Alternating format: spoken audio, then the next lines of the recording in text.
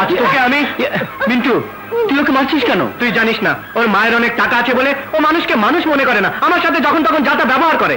মায়ের টাকা আছে? ও, বুঝতে পেরেছি।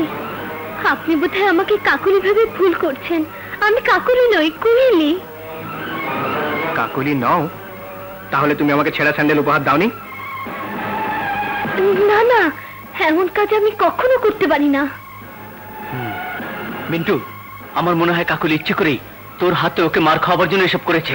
যদি তাই হয় তাহলে আজ আমি কাকলিকে ধরে নিয়ে গিয়ে এমন শাস্তি দেব যাতে ও আর কোনোদিন এই কলেজে মুখ দেখাতে না পারে।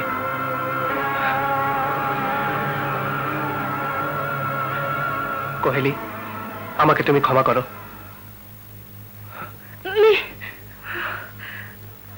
আমার মনে হয় ও কাকুলির বড় কোনো ক্ষতি করে ফেলবে।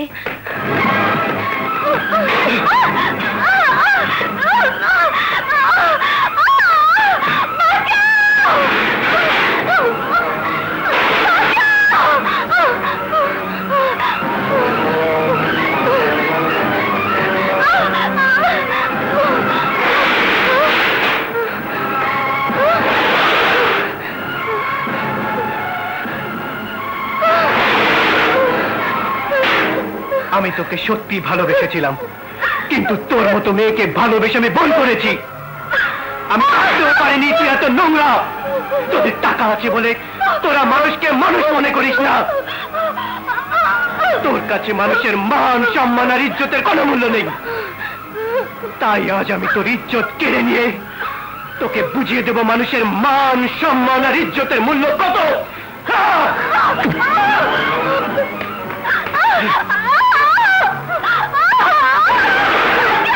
মিন্টু, মিন্টু, এসব তুই কি করছিস? আমার কথা শোন মিন্টু, ছেড়ে দে ওকে।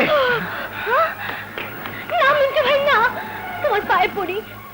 ওর এত বড় ক্ষতি তুমি করো না। ও ভুল করেছে, ওকে শেষবারের মতো ক্ষমা করে দাও। এসব তুমি বলছো?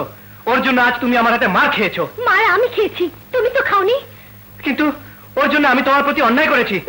ওকে আজ আমি। না মিন্টু ভাই, না। না মিন্টু, তুইও যদি ওর মতো ব্যবহার করিস তাহলে তো। হ্যাঁ মিন্টু ভাই, আজকের পর ও নিশ্চয়ই ওর ভুল বুঝতে পারবে। মিন্টু, ও ঠিকই বলেছে।